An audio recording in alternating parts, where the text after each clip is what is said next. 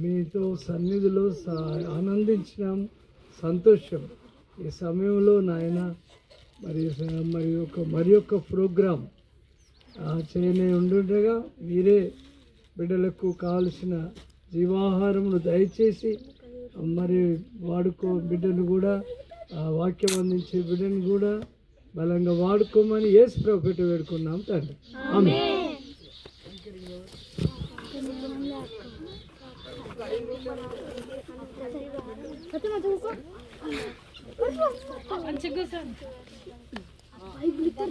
మాట్లాడద్దు.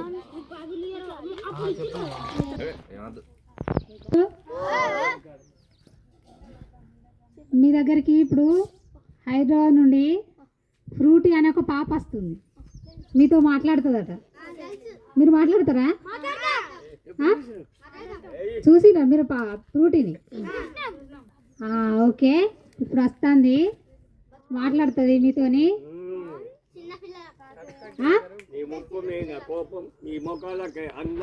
కళ్ళు మూసుకోవాలి అందరూ. దేవా పరలోక మందున్న తండ్రి, మీకు వందనాలు, స్తుతులు, స్తోత్రాలు ప్రభా. ఇంతవరకు తోడైన దేవా నీకు వందనాలు, స్తోత్రాలు ప్రభా. పిల్లలందరూ మేమందరం ఇక్కడ రాజధాని సిబిసిలో నిన్ను గురించి తెలుసుకున్నటకు దేవానికి ఇచ్చిన కృపకై వందనాలు, స్తోత్రాలు ప్రభా. అయ్యాన్న తండ్రి, పిల్లలతో మాతో మీరు ఉన్నందుకు వందనాలు, స్తుతులు, స్తోత్రాలు చెల్లిస్తూ మీరే ముందుండి నడిపించమని ఏసునామని నడుచున్నాము తండ్రి. ఫ్రూటీ పాప వచ్చింది.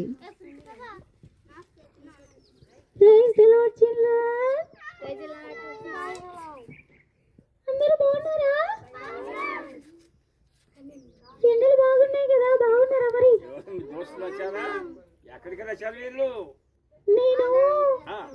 నేను హైదరాబాద్ నుంచి వచ్చిన తాతయ్య. మాది రేపటి నుంచి వచ్చాను నేను.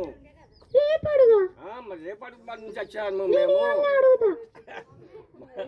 నా పేరు ఏంటి? నా పేరు చిక్కడు. చిక్కడు నా పేరు. మా తమ్ముడు పేరు దొరకడు.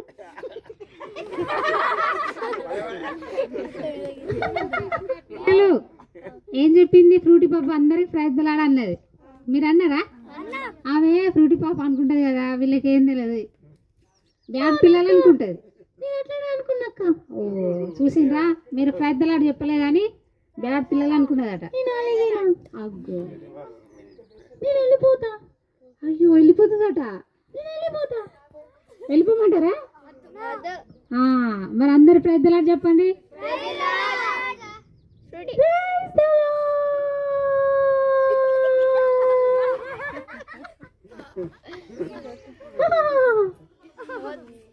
ఎందుకు నవ్వుతున్నారు మీరు?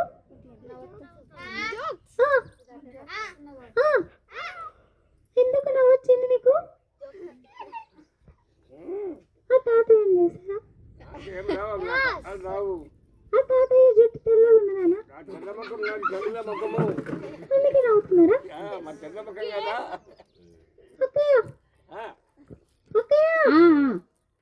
ఇక్కడ ఈ బాబు బాగా చూస్తున్నాడండి. అవునా? అరే దండ నేను దండ మంచిగా ఉన్నదని చెప్తాడా, మరి తీసుకుందామని చెప్తాడా? నాకు అర్థమవుతలేదు.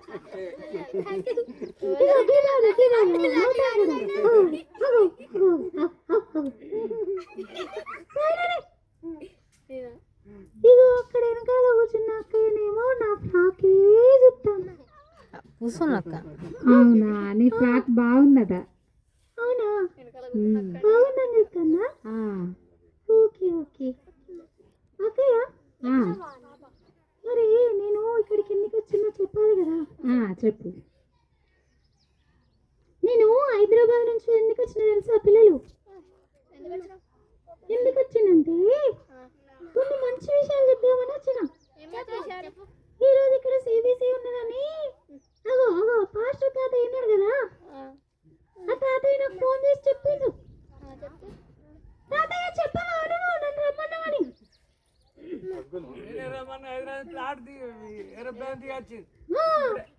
ఏరోప్లేన్ అంటే దాన్ని తోక పట్టుకొని వచ్చిన అంకుల్. మరి కింద వాళ్ళే నా చేతులు బాగా బలంగా ఉన్నాయి. మాట్లాడతాను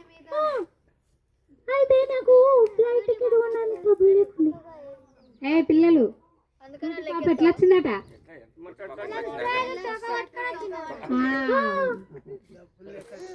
డబ్బు లేకపోతే దొంగతనంగా పోయి దాని తూక పట్టుకున్నా. మరి పోలీసులు పట్టుకోరా? అందుకే మరి అది చాలా తప్పని తెలుసుకొని సారీ చెప్పిన. అందుకే కొంచెం లేట్ అయింది, వాళ్ళు నన్ను వదిలిపెట్టేసరికి లేట్ అయింది. మీరు ఎప్పుడు తప్పు పని చేయదు పిల్లలు, ఓకేనా? అక్కే వీళ్ళు ఎవరు ఇంటలేరు. నేను పిల్లలు ఓకే అనండి మీరు. అట్లా మీరేమి అంత ఇంట్రెస్ట్ చూపిస్తున్నట్టు అనిపిస్తలేదు, నేను వెళ్ళిపోతా. మరి సైలెంట్గా ఉండాలి, ఫ్రూటీ పాప ఏం చెప్తుందో అది వినాలి, ఓకే? మీరు మీరు మాట్లాడుకోవద్దు, మరి వెళ్ళిపోతుంది. వింటారా? ఎంతమంది వింటారు? ఒకసారి చప్పట్లు కొడతారా మరి? ఓకే ఓకే, జాగ్రత్త అయినాలే. నేను ఏదైనా చెప్తాను, మళ్ళీ ప్రశ్నలు అడుగుదా నేను, ఓకేనా? అయ్యో ఓకేనా? గట్టిగా చెప్పండి. నాకు ఇప్పుడే తెలిసింది అందరూ మంచిగా ఒకే ఎగ్గు తిన్నారట కదా. మీరు అటు ఎగ్గు తిన్నారా? మరి చెప్పండి. మరి ఆ ఎగ్గు అరిగేదాకా నన్ను గట్టిగా మాట్లాడరా?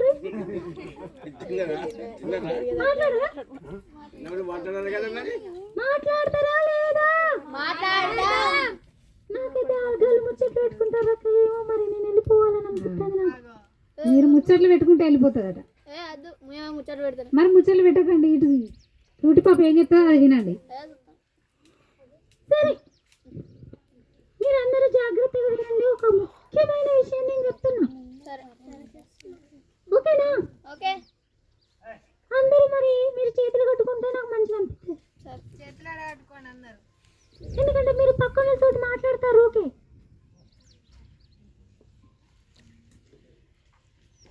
ఓకేనా? రెడీనా? రెడీ.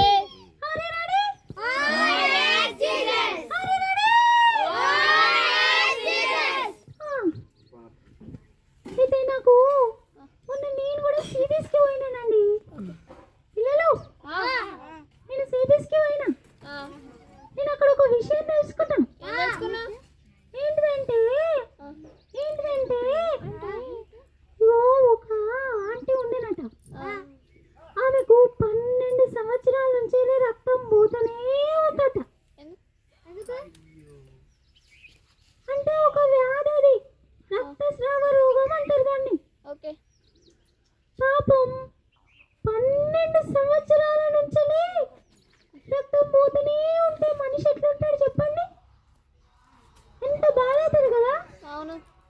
పాపం ఆ ఆంటీ ఆ హాస్పిటల్కి ఈ హాస్పిటల్కి అక్కడ హాస్పిటల్కి అక్కడ వాళ్ళ దగ్గర ఏ హాస్పిటల్స్ ఉన్నాయో అన్నీ తిరిగిందట.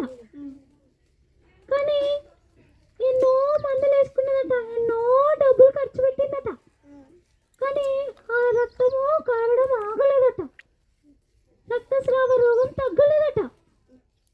ఆమె బాగా బాధపడుకుంటా ఏం చేయాలి, నాకున్న ఆస్తి అంతా నా రోగం కొరకే ఖర్చు పెడుతున్నా, నా ఈ వ్యాధి తగ్గుతలేదు ఎట్లా అని బాధపడుకుంటూ కూర్చున్నదట. అవును తాతయ్య. అయితే ఒక రోజు వాళ్ళ ఊరికి ఏసై వచ్చిండట. అయితే ఆమె విన్నదట, ఏమనంటే ఏసయ్య అందరినీ బాగు చేస్తాడని విన్నదట. విని ఆ ఆంటీకి ఆశ కలిగిందంట, నేను కూడా ఏసయ్య దగ్గరికి పోతా, నాకు ఈ రోగం తగ్గిపోతుంది అని ఆశ కొద్దీ ఏసయ్య దగ్గరికి వచ్చిందంట. అయితే ఏసయ్య దగ్గరికి వచ్చేసరికి ఏసయ్య చుట్టూ చాలా మంది జనాలు ఉన్నారంట. అయితే మరి ఎట్లా, నేను ఎలా వెళ్ళాలి? ఇంతమందిని దాటుకొని నేను ఎలా వెళ్ళాలి? ఏసయ్య దగ్గరికి నేను వెళ్తేనే కదా బాగుపడేది. వీళ్ళందరూ ఎప్పుడు పోతారు? నాకు కష్టమే ఏసయ్యని కలవడం అని చాలా బాధపడిందంట కొంతసేపు. అయితే అప్పుడు ఆమెకు ఒక ఆలోచన వచ్చిందంట.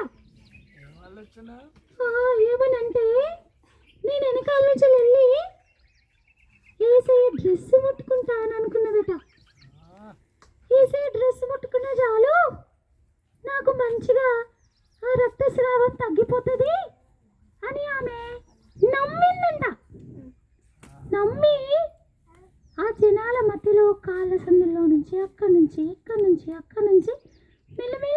మెల్లిమెల్లిగా తోసుకుంటూ వెళ్ళి వెనకాల జస్ట్ చిన్నగా డ్రెస్ ఇట్లా టచ్ చేసిందట అంతే. వెంటనే ఆమె రక్తస్రావం ఆగిపోయిందట. పిల్లలు చెప్పండి ఒకసారి. 12 సంవత్సరాల నుంచి రక్తం పోతూనే ఉంది. ఎన్ని హాస్పిటల్స్ తిరిగినా తగ్గలేదు. కానీ ఎప్పుడైతే యేసయ్య దగ్గరికి వచ్చి ఆయన వస్త్రపు చెంగు ముట్టుకున్నదో వెంటనే స్వస్థత కలిగిందంట. చూసారా పిల్లలు, ఆమె నమ్మకం దేవుడు చూశాడు. ఆ నమ్మకాన్ని బట్టి ఆమెకు స్వస్థత కలిగింది. అప్పుడు యేసయ్య అన్నాడంట, నా వెనకాల వచ్చి ఎవరో నన్ను ముట్టుకున్నారు, అది నాకు తెలుస్తుంది అని చెప్పిండట. అక్కడ ఉన్న వాళ్ళందరూ అన్నారంట, ఇంతమంది జనాలు ఉన్నారు కదా యేసయ్య, అందరూ మిమ్మల్ని టచ్ చేస్తూనే ఉన్నారు, ఇందులో ఎవరని చెప్పగలం అని అన్నారంట. అప్పుడు ఆ స్త్రీ భయపడుకుంటూ యేసయ్య దగ్గరికి వచ్చింది. వచ్చి, యేసయ్య నేనే ముట్టుకున్నానయ్యా, జస్ట్ నీ డ్రెస్ ముట్టుకుంటే చాలు స్వస్థత కలుగుతాయని నాకు నమ్మకం వచ్చిందయ్యా, అందుకే నేను నీ డ్రెస్ ముట్టుకున్నాను యేసయ్య, నాకు స్వస్థత కలిగింది యేసయ్య అని చెప్పి యేసయ్య దగ్గరికి వచ్చి చెప్పానంట.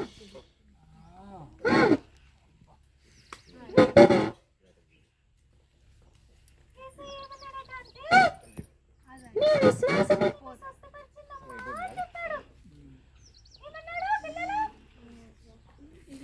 పిల్లలు వింటారా ఏమన్నాడు యేసయ్య?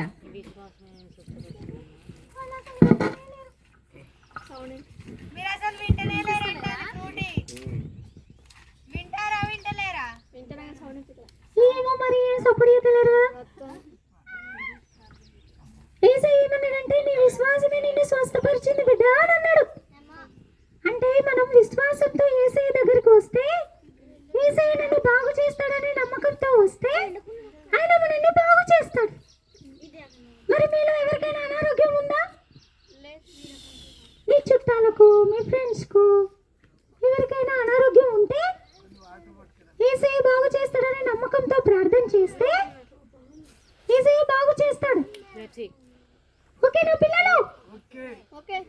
మరి మీరు ఎవరి కోసమైనా ప్రార్థన చేయాలనుకుంటున్నారా? నమ్మకంతో చేయండి. మరి మీ ఫ్రెండ్స్ బాగాలేరా, మీ ఫ్రెండ్ వాళ్ళ మమ్మీ బాగాలేదా, డాడీ బాగాలేదా, లేకపోతే మీ ఇంట్లోనే ఎవరికైనా బాగాలేదా, వాళ్ళ కొరకు ప్రార్థన చేద్దామా? మరి చేద్దాం.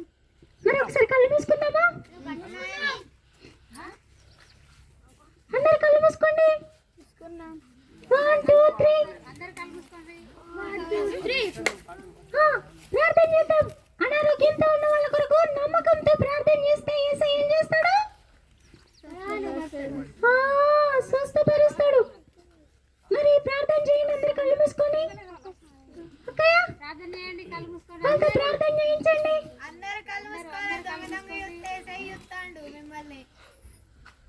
అందరూ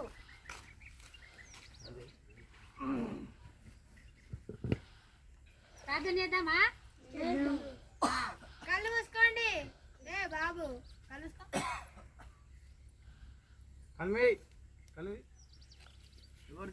చేస్తాండ్రా మీరు? ఎవరి కోసం చేస్తాండ్రు? ఎవరైనా మీ ఇంట్లో కానీ మీ ఫ్రెండ్స్ కానీ ఎవరైనా అనారోగ్యంతో ఉన్నా బాగాలేకపోయినా ప్రేర్ చేయండి వాళ్ళ కోసం. అందరం కలిసి చేద్దామా? కళ్ళు మూసుకోండి.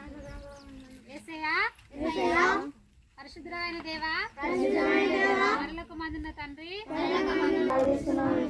మా వారు ఎవరైనా అనారోగ్యంతో ఉంటే స్వస్థపరచండి యేసయ్య, బాగు చేయండి యేసయ్య. మీ విశ్వాసంతో ప్రార్థిస్తున్నాం యేసయ్య. యేసయ్య ప్రార్థనని వినే దేవుడు కదా యేసయ్య, మా ప్రార్థనని ఆలకించండి యేసయ్య. మమ్మల్ని మేము ప్రే చేసిన వాళ్ళని స్వస్థపరచండి యేసయ్య. యేసు నామములో అడిగి వేడుకుంటున్నాం తండ్రి. ఆమేన్.